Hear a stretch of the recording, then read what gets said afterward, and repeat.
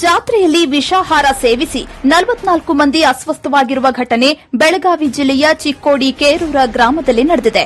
ಕೇರೂರ ಗ್ರಾಮದ ಬೇಕೇರಿ ತೋಟದಲ್ಲಿ ನಿನ್ನೆ ಜಾತ್ರೆಯನ್ನ ಆಯೋಜಿಸಲಾಗಿತ್ತು.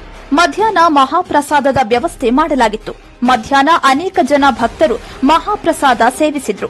ಜಾತ್ರೆಯಲ್ಲಿ ಮಧ್ಯಾಹ್ನ ಉಳಿದಿದ್ದ ಅನ್ನವನ್ನ ರಾತ್ರಿ ಸೇವಿಸಿದ ಭಕ್ತರು ವಾಂತಿ ಭೇದಿಯಿಂದ ಬಳಲಿದ್ದಾರೆ.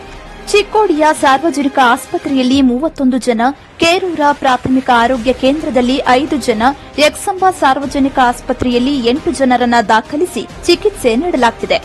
ಇದರಲ್ಲಿ ವಯೋವೃದ್ಧರು, ಪುರುಷರು, ಮಹಿಳೆಯರು, ಚಿಕ್ಕ ಮಕ್ಕಳು ಸಹ ವಿಷಾಹಾರವನ್ನು ಸೇವಿಸಿ ಅಸ್ವಸ್ಥರಾಗಿದ್ದಾರೆ.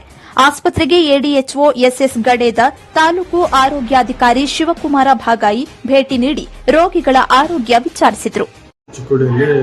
ಬೆಳಗ್ಗೆ ಕೆರೂರಿನಲ್ಲಿ ಜಾತ್ರೆ ಆಹಾರ ಸೇವಿಸಿ ಅಸ್ವಸ್ಥಾಗಿ ಮೊದಲು ಬೆಳಗ್ಗೆ 10 ಜನರು ಬಂದರು. ಆಮೇಲೆ ಹಾಗೆ ಟೋಟಲಿ ಸದ್ದು 32 ಜನ ಇಲ್ಲಿದ್ದಾರೆ. ಅದರಲ್ಲಿ ಮಕ್ಕಳು ಒಂದು 11 ಜನ ಇದ್ದಾರೆ. ಕಂಪ್ಲೇಂಟ್ಸ್ ಏನಂದರೆ ವಾಂತಿ ಮತ್ತು